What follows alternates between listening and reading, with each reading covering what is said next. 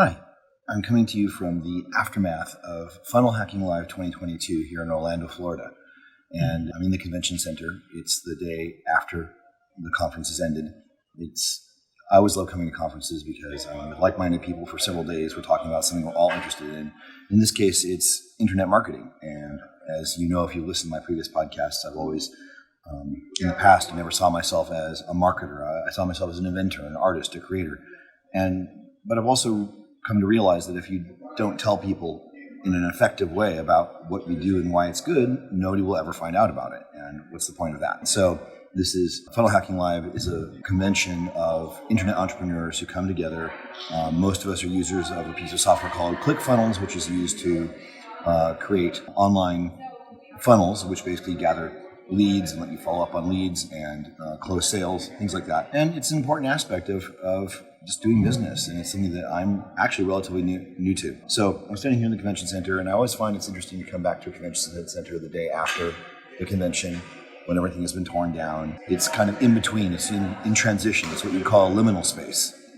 And it feels like all the energy has kind of gone away, and something else is, like nothing's happening, but something's happening. They're setting up the next conference. It's not Funnel Hacking Live anymore. It's starting to become, DevOps world or something like that. But it feels very in between. If you go to YouTube and type back rooms, you'll find a bunch of videos people have been putting up about liminal spaces and a mythical alternate dimension where everything is just hallways, corridors, lights, and nothing else. Well, maybe something else. But the whole idea of otherness of liminal spaces. I always find myself fascinated by that. Now it has a name and a mythos, actually, evolving around it. Anyway, Funnel Hacking Live was very intense. It always is. If you ever think that business conferences might be boring, or some of them are, but this one is kind of like a rave, kind of like a party, and a lot of really inspiring speakers.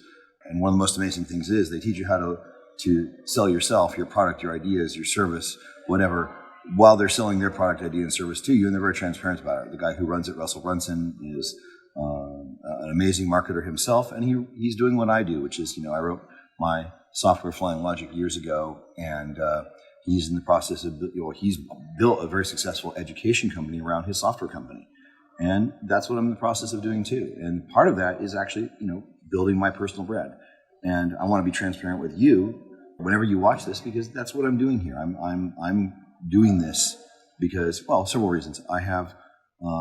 In my 57 years of life, I have a lot of life experience. I think I have some wisdom that I want to start teaching. I want to build my personal brand as well, because it's actually really great when you actually bring people together who want to share ideas, who want to learn. And as I've mentioned in my previous episodes, I'm learning all the time, and I want to share what I'm learning.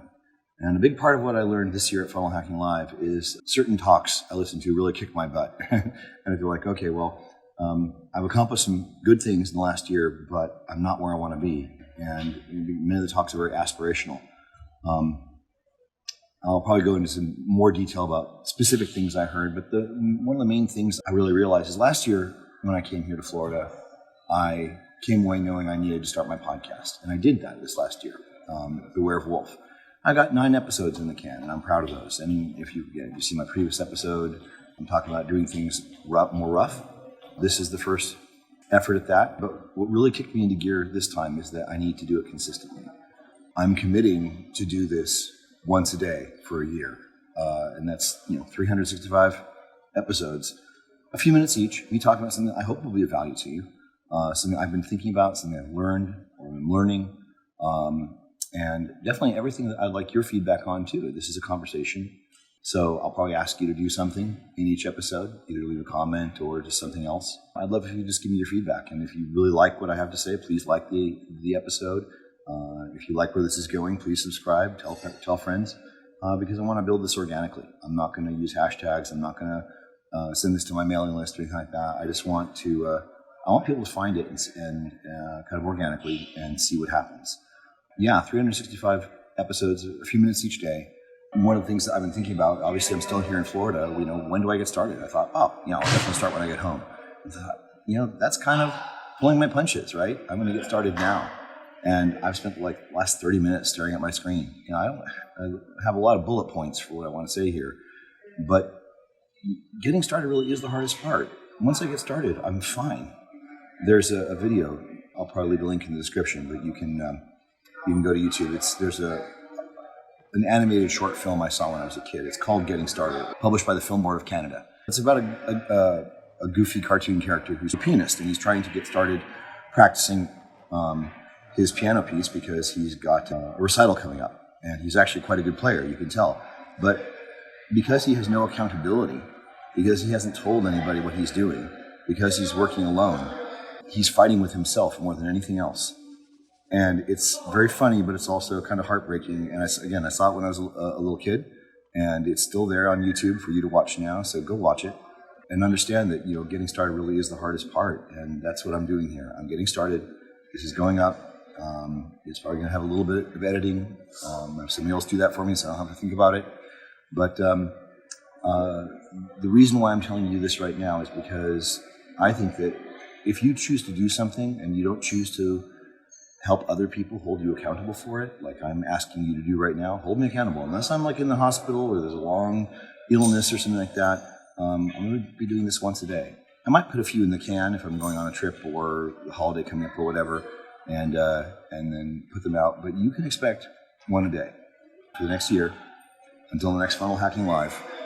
I'm expecting great things of myself in this next year, and I'm going to tell you the story, and I'm hopefully going to give you other stuff that you'll find useful too.